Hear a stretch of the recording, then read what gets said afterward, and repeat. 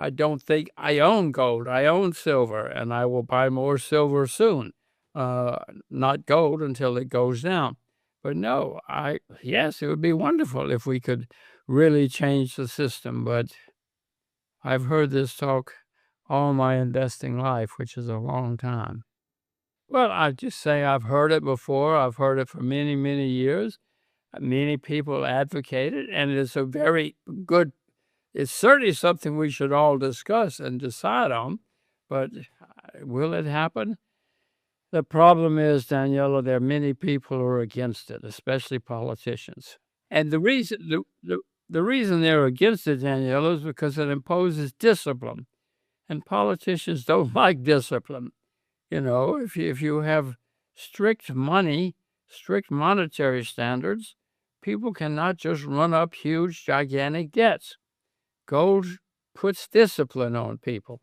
It comes a time when you cannot print money freely. You cannot just spend money like crazy. So people eventually, that's one reason people don't want gold. It's too much discipline. Well, Danielle, all I can say to you, I'm not a good market timer. I own gold. I will buy more gold if it goes down. If I were buying something today, I would buy silver. I bought more silver recently, and that's because silver's down 30 or 40% from its all-time high. Gold is making all-time highs. So I own both. If I were buying, I have bought more silver recently. If gold goes down, I hope I'm smart enough to buy more. And if you ask me when I will sell my gold, Daniela, I hope I never sell my gold. Well, that's wonderful. I hope that happens. But Daniela, look out the window. There are many other countries in the world, and they all will have a say. And especially since the U.S. is such a gigantic debtor, they all will have something to say. Now, it doesn't mean it won't happen. It's happened before. We need some kind of outside discipline on all of us. Gold might be it, if we can come up with an agreement. Well, silver is down. I mean, the all-time high on silver is $50 per ounce. It's been there twice in history. It's now down to what? I don't know, 35, 36. So compared to 50, silver is down. Gold is making all-time highs, new all-time highs. Silver's not. That's all I meant was if you just look at previous prices of gold and silver, silver is down from its all-time high. Gold is not.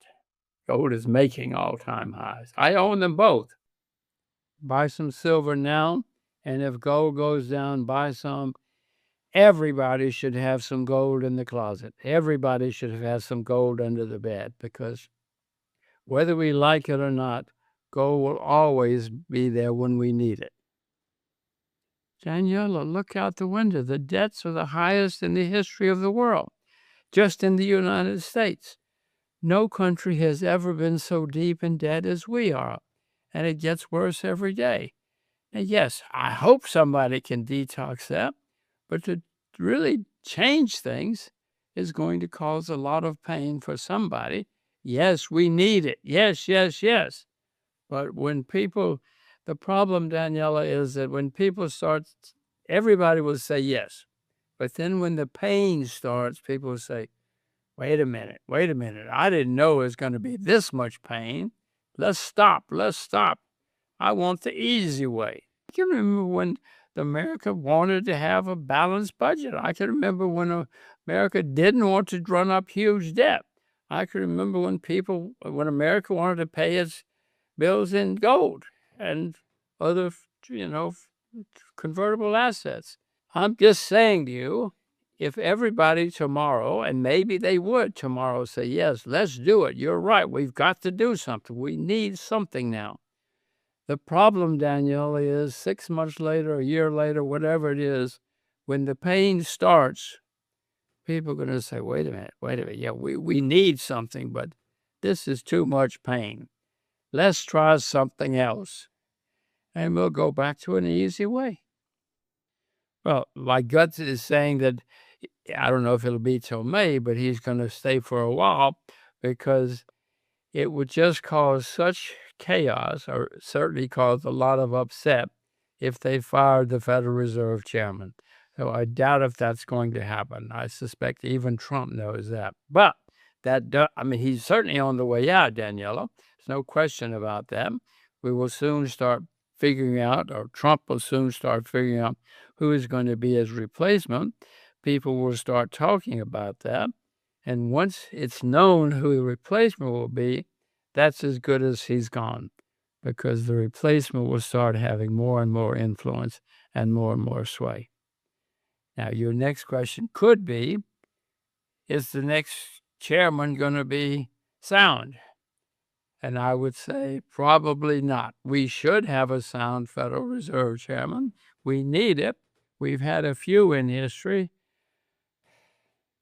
I'm not hopeful.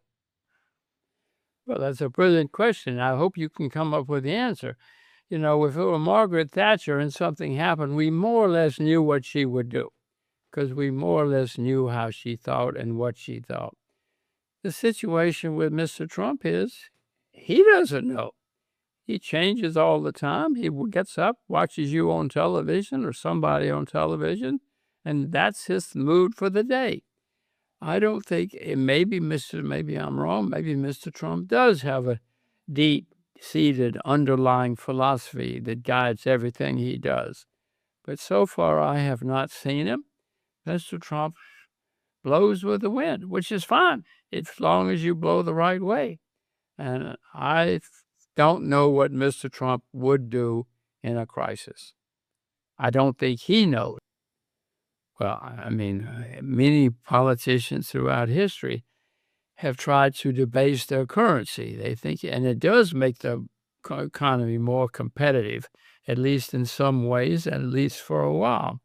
But debasing the currency and it drives up the cost of living for your citizens, and eventually everybody suffers.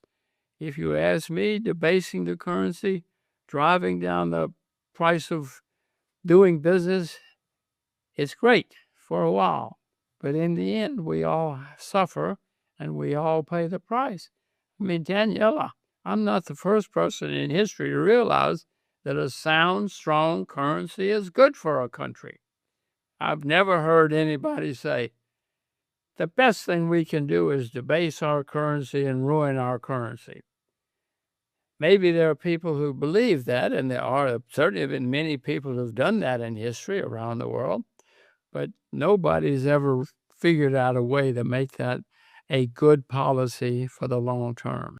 But Daniela, tariffs are an extra tax. It drives up the price of doing business. It drives up the price of everything. If you want to pay more for your wool sweaters, great. But in my case, I prefer not to pay more for things. I prefer to pay the lowest price possible. And tariffs or taxes which drive up the prices of goods, in my view, that's not good for America. That's not good for anybody. People have been doing tariffs for hundreds of years. They would all tell you I'm wrong, that tariffs are good. I don't see it. I know that temporarily they help some people, but it's temporary and it's only a few people. Threat? Well, it depends on what you mean by threat. If you mean who's going to invade the United States, I doubt if anybody is. But as far as trading threat is concerned, I mean, many people have learned to do business cheaper than we can. We all know what's happened to China. I know what's happening in India now. India is getting itself together in a very, very interesting way, exciting way. So they're going to be more and more economic competitors which have an advantage in the future. Well, I own gold. I have owned gold for decades, and I have never sold any gold. I hope I'm smart enough to buy more gold if it goes down. Right now, I bought more silver recently. Silver's cheaper on a historic basis, but I own them both.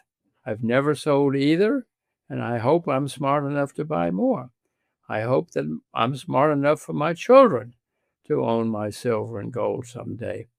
I don't see any reason ever to sell my gold and silver. Well, I mean, if the world comes to an end, we'll have to sell our gold and silver.